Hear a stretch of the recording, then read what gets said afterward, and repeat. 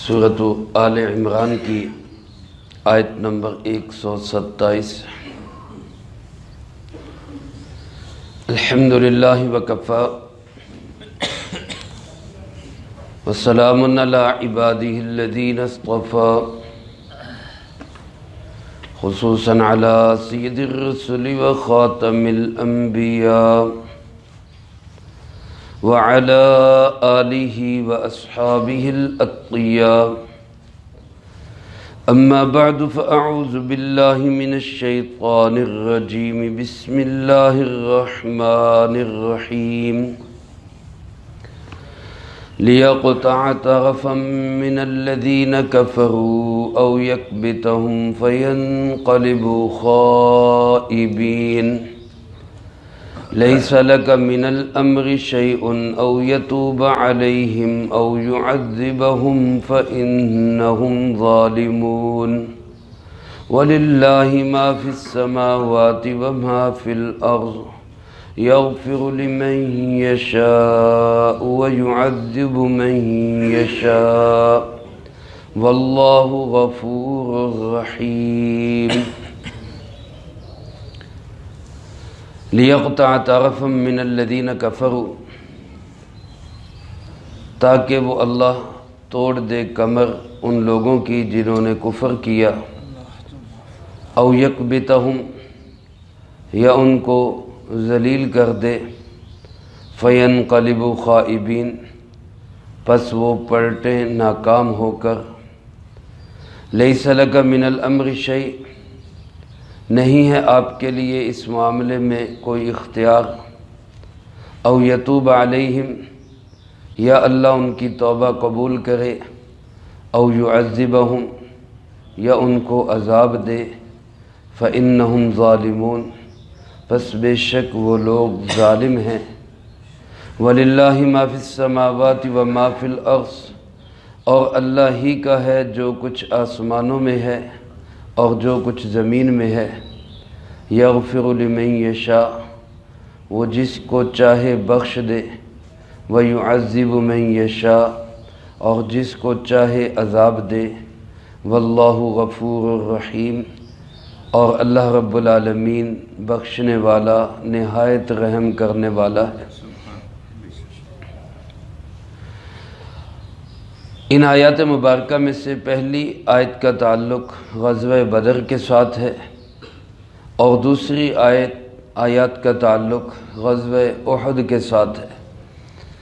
چونکہ اصل واقعات تو غزوہ احد کے بیان ہو گئے، درمیان میں ضمناً اللہ پاک نے یہ بات ارشاد فرمائی کہ بدر میں تمہاری مدد جو ہوئی وہ تقوی اور صبر کے اعلیٰ درجے کی بنیاد پر، اور احد میں ایک معمولی سی لغزش اور بھول کہ جناب محمد کریم صلی اللہ علیہ وآلہ وسلم کے حکم کے ماننے میں معمولی سی لغزش اور بھول ہو گئی، اس کا اثر یہ ہوا کہ ایک ہزیمت اٹھانی پڑی، ایک نقصان اٹھانا پڑا، 70 صحابہ رضی اللہ تعالیٰ مجمعین شہید ہوئے۔ تو اس لیے اللہ پاک نے مجھے آپ کو پوری امت کو قیامت تک آنے والے تمام مسلمانوں کو یہ بات سمجھائی ہے کہ مسلمان کی فتح، مسلمان کی کامیابی، مسلمان کو عزت وہ وسائل سے، اسلحے سے، افراد سے، چیزوں سے نہیں ملتی، بلکہ وہ اللہ رب العالمین کے حکم سے ملتی ہے اور جناب محمد کریم صلی اللہ علیہ وسلم کی صفات کو زندگی میں لانے سے ملتی ہے۔ چنانچہ اللہ پاک ارشاد فرماتے ہیں کہ بدر میں جو فرشتے آئے، اللہ کی مدد آئی، کبھی 1000، کبھی 3000، کبھی 5000 کا وعدہ ہوا، وہ کس لیے؟ لیقطع طرفا من الذین کفروا، تاکہ اللہ رب العالمین کافروں کو، ان کے عزائم کو، ان کے ارادوں کو ختم کر دے۔ اس کا آسان ترجمہ میں نے یہ کیا تھا کہ اللہ پاک ان کی کمر توڑ دے، اور یقیناً اللہ پاک نے بدر میں کافروں کی کمر توڑ دی۔ 70 بڑے بڑے کافر ائمۃ الکفار وہ قتل ہوئے، خود ابو جہل قتل ہوا، اور 70 ہی قیدی بنائے گئے۔ بڑے بڑے کافروں کو اللہ کے محبوب صلی اللہ علیہ وسلم نے بدر کے اس کنویں میں ڈال کر ان سے مخاطب ہوتے ہوئے ارشاد فرمایا، خطاب کرتے ہوئے ارشاد فرمایا، هل وجدتم ما وعد ربکم حقا، تمہارے رب نے جو وعدہ کیا تھا وہ سچ ہو گیا کہ نہیں ہو گیا؟ ہم نے تو دیکھ لیا، تمہیں بھی پتہ چل گیا کہ تمہارے رب کے وعدے پکے اور سچے تھے۔ اللہ پاک فرماتے یا تو ان کی بالکل کمر ہی توڑ دے اور او یکبتہم، یا ان کو ذلیل کر دے۔ علماء فرماتے ذلت اس طرح ہوئی کہ 70 کافر قیدی بنے اور پھر وہ فدیہ دے کر انہوں نے اپنی جان چھڑائی۔ خود رسول اللہ صلی اللہ علیہ وسلم کے چچا حضرت عباس رضی اللہ تعالیٰ عنہ جو ابھی تک مسلمان نہیں ہوئے تھے، بعد میں مسلمان ہوئے، وہ بھی ان قیدیوں میں تھے۔ اور حضرت عبداللہ ابن مسعود رضی اللہ تعالیٰ عنہ جیسے کمزور اور دبلے پتلے صحابی، وہ ان کو پکڑ کے لا گئے۔ تو گویا یہ ایک لحاظ سے بدر کے اندر ان مکے والوں کی جو تکبر، نخوت، کبریائی اور بڑائی میں گویا دنیا پہ سبقت لے گئے تھے، اللہ نے اس طرح دھول چٹا کے ان کو دکھا دیا عزتیں ساری کس کے ہاتھ میں ہیں؟ اللہ کے ہاتھ۔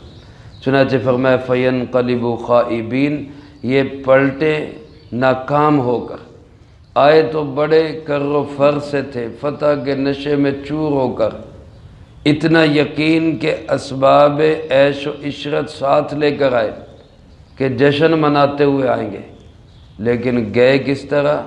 ذلیل ہو کر، رسوا ہو کر، خاک آلود ہو کر۔ یہ میرے اللہ کی قدرت ہے، وہ جو چاہے کر سکتا ہے۔ اس کے بعد اللہ پاک نے غزوہ احد کے منظر کی طرف اشارہ کرتے ہوئے فرمایا، ایک موقع ایسا آیا غزوہ احد میں جب مسلمانوں کی معمولی سی لغزش اور بھول پر جنگ کا پانسا پلٹا، صحابہ کرام کٹے، شہید ہوئے، اور اسی میں جناب محمد کریم صلی اللہ علیہ وسلم بھی زخمی ہوئے۔ علماء نے لکھا ہے آپ صلی اللہ علیہ وسلم کے دندان مبارک سامنے والے جو 2 دانت ہوتے ہیں، اس میں بائیں سائیڈ کا دانت وہ بھی شہید ہوا، 1-2 دانت مبارک آپ کے شہید ہو گئے۔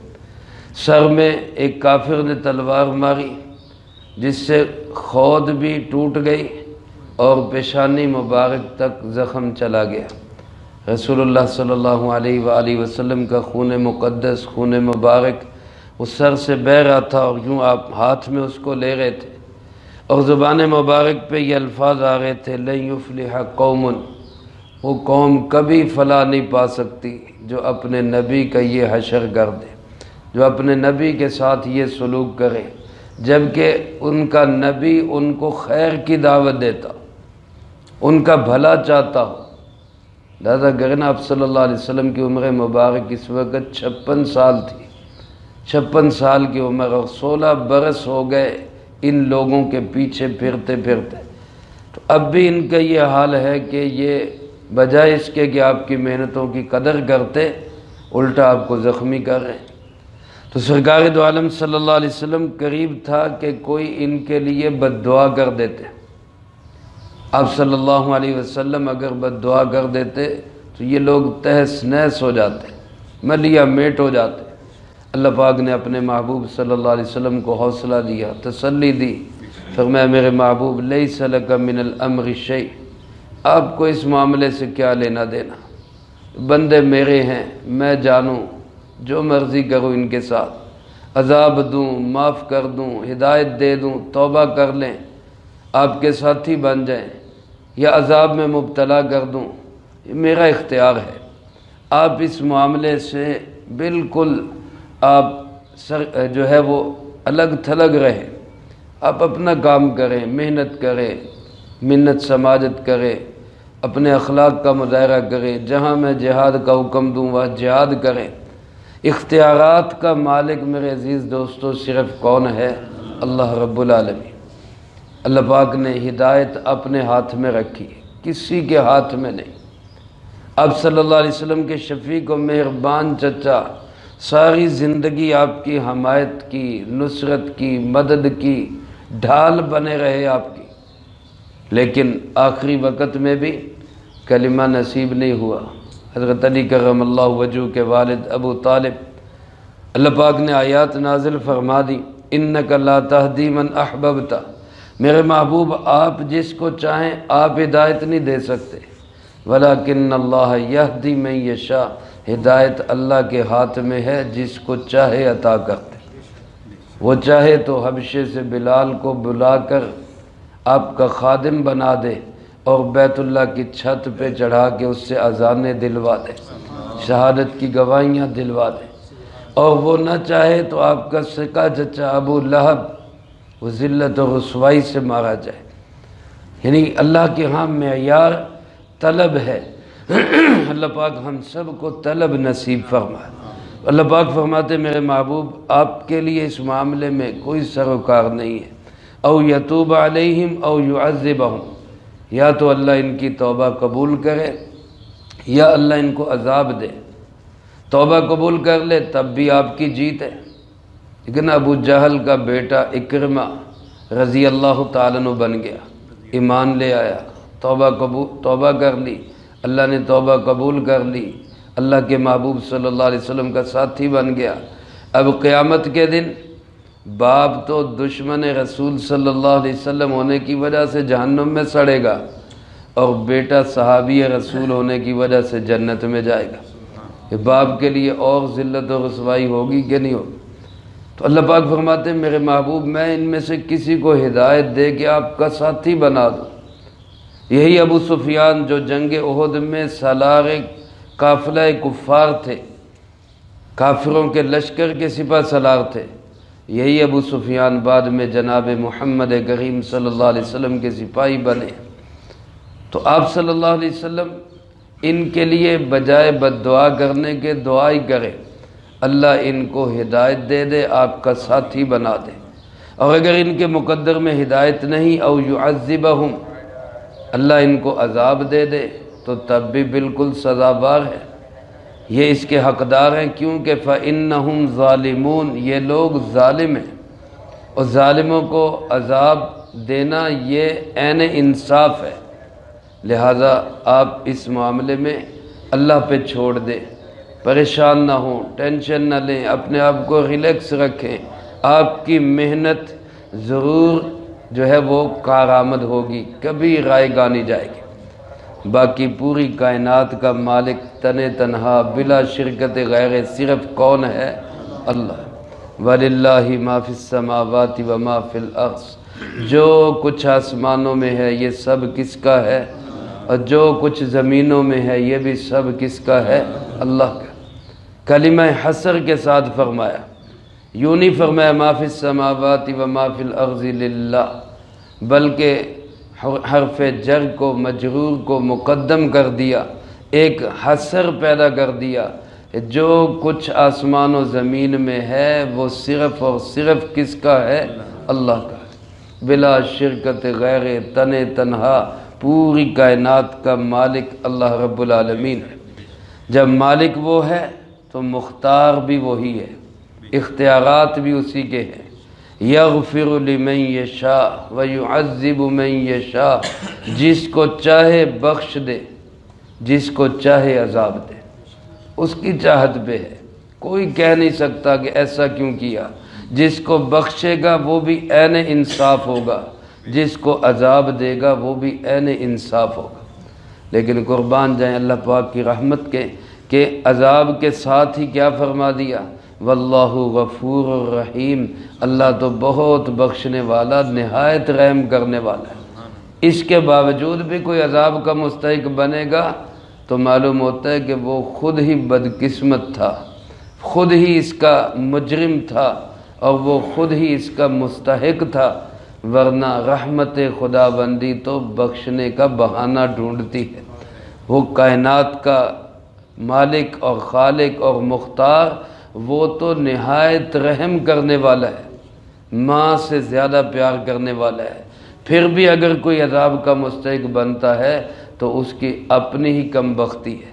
اللہ مجھے آپ کو سب کو اپنی بخشش اور مغفرت اور رحمت کا مستحق بنائے اور ہمیں اپنے عذاب کا مستحق نہ بنائے۔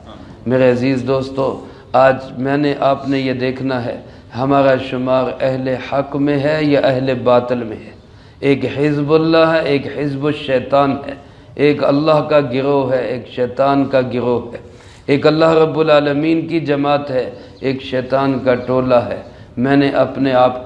ہم نے سب نے اپنے آپ کو اللہ کی جماعت میں شامل کرنا ہے، اور اس کا طریقہ کیا ہے؟ جناب محمد کریم صلی اللہ علیہ وآلہ وسلم کی کامل اتباع، قدم با قدم آپ کے پیچھے چلنا اور اس کی کوشش کرتے رہنا، جہاں کمی ہو جائے وہاں توبہ استغفار کرتے رہنا۔